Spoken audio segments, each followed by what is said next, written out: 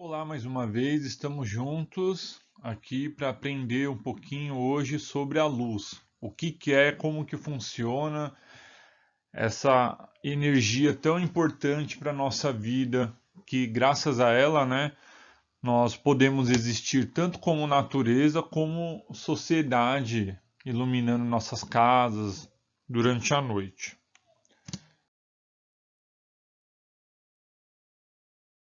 Coisa. A luz é uma forma de radiação eletromagnética, lembrando lá da outra aula de radiação, cuja frequência é visível ao olho humano. Então, a maior parte das radiações eletromagnéticas elas não são visíveis, porém a luz, sim, ela é visível. A luz pode propagar-se no vácuo. Vácuo quer dizer que não existe matéria. Aqui o vácuo a gente dá exemplo como o espaço, o universo. E essa velocidade de propagação é de aproximadamente 300 mil quilômetros por segundo, é muito rápido. As frequências de luz que são visíveis ao olho humano são chamadas de espectro visível. Essas ondas têm comprimentos de 400 nanômetros a 700 nanômetros. Então, como que funciona aqui? Dependendo do comprimento de ondas, nossos olhos podem ou não captar, observar. E no caso, a gente chama de luz visível, ou melhor falando, espectro visível, porque nosso olho consegue enxergar. Tudo que for menor do que 400 nanômetros ou maior de 700 nanômetros, nossos olhos não conseguem observar.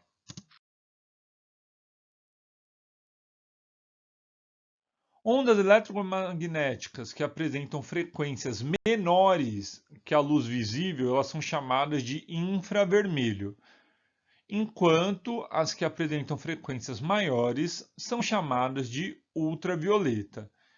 Infravermelho, aquela luzinha, por exemplo, de alguns do como que chama?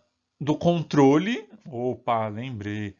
Do controle, quando a gente clica, ele está mandando uma luz infravermelho, uma onda eletromagnética infravermelha e a gente não enxerga. E as ondas ultravioletas são as ondas feitas pelo Sol, por exemplo. A gente percebe o exemplo dos comprimentos de luz.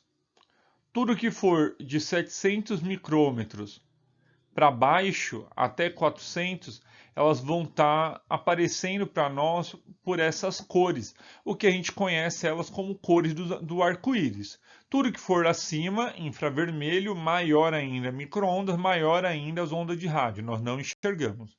Tudo que é menor que a luz visível é ultravioleta, menor ainda o raio-x, menor ainda o raio gama, também não podemos observar. O interessante é que a luz que a gente enxerga, nós temos a impressão que ela é branca, ou às vezes até amarelada, né? A luz elétrica, no caso. A nossa luz, ela é branca, que ela é o conjunto de todas essas cores do arco-íris. Se vocês pensarem, já devem ter aprendido que o arco-íris ele existe porque a luz branca do sol bate em alguma gota de água, algum prisma, algum cristal, e isso faz com que essa luz se quebre, se divida e a gente enxergue as ondas, as luzes coloridas, que são as cores do arco-íris. E todas elas juntam formam a cor branca. Natureza da luz, né? A natureza da luz diz respeito ao que a forma. Ao longo da história física, já houveram cientistas que defendiam a natureza ondulatória da luz. A natureza ondulatória quer dizer que ela se propaga em ondas, igual aos outros tipos de radiação eletromagnética. Elas se propagam continuamente, porém sempre subindo e descendo, subindo e descendo, subindo e descendo. Enquanto isso, Outros defendiam, como por exemplo Isaac Newton, um cientista famoso, que a natureza da luz era corpuscular. Isso quer dizer que ela tinha partículas, que nem os prótons, os elétrons e os nêutrons.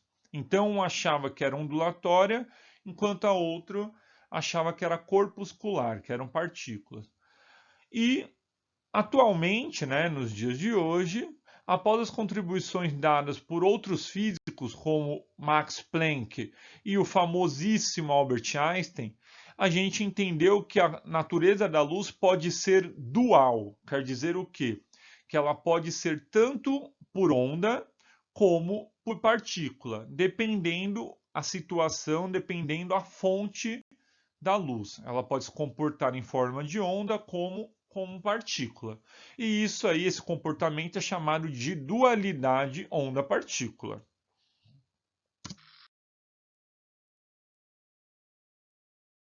Nós temos três importantes características aí enquanto à luz. As três são intensidade, frequência e a polarização. A intensidade da luz mede a quantidade de energia que ela irradia a cada segundo por unidade diária. Vamos simplificar. A intensidade é a quantidade de energia que ela libera. Vocês podem comparar algumas lâmpadas, por exemplo. Vocês podem já ter observado que existem lâmpadas que a intensidade delas, a força da luz dela, é muito grande, enquanto outras lâmpadas a sua intensidade é mais fraca, parece que ela não ilumina tanto assim. A frequência da luz mede a quantidade de oscilações que ela sofre a cada segundo, voltando lá naquelas ondas, as ondinhas, né? A luz ela pode se propagar por partículas e por ondas. Pensando na questão das ondas, quanto menos ondas tiver, menor a sua frequência. Quanto mais ondas tiver, maior a sua frequência. Isso aí a gente pode observar também de uma forma mais fácil. As estrelas, por exemplo. Se vocês já observaram as estrelas, se não observarem, observem assim que possível. Às vezes você observa que ela não está sempre brilhando. Ela pisca, às vezes mais forte, às vezes mais fraca. Isso seria a frequência. Então, às vezes, a frequência dela é menor, ela aparece menos, às vezes a frequência dela é maior, ela aparece mais. E a polarização é uma coisa mais complicadinha. A polarização é determinada pelo ângulo de vibração do campo elétrico que forma a luz. Como assim? Vou passar para a próxima imagem, vocês vão. De esquerdo de vocês, eu vou colocar aqui a lâmpadazinha para eu mostrar melhor.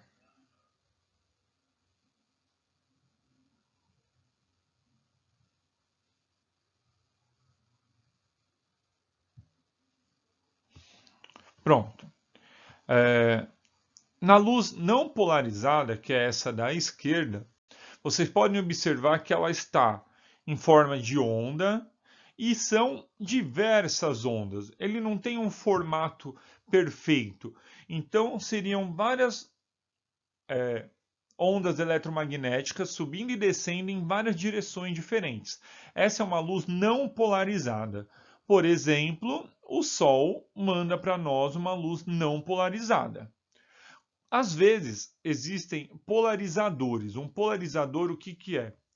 É um material onde ele consegue direcionar essa luz. Então, tudo que tiver na reta, no formato do polarizador, nesse caso aqui está na vertical, né, de cima para baixo, a luz passa e todos os outros formatos não vão passar. É como se fosse uma peneira. Um exemplo que usa bastante isso é no insufilme do carro e também no óculos de sol.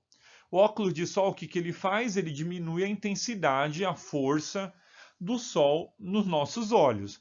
Por quê? Quando essa luz do sol, toda doida, toda desregularizada, passa pelo óculos de sol, o óculos de sol vai deixar passar apenas uma luz polarizada, essa aqui, ó, com uma menor força, mais fraca, direcionada. E isso ajuda a cuidar melhor, né, da nossa visão no caso do óculos. As da luz, né? Qualquer corpo capaz de emanar, de liberar luz, pode ser considerado uma fonte de luz. Existem fontes de luz primárias e secundárias. As primárias, elas são aquelas fontes de luz capazes de criar a sua própria luz, né?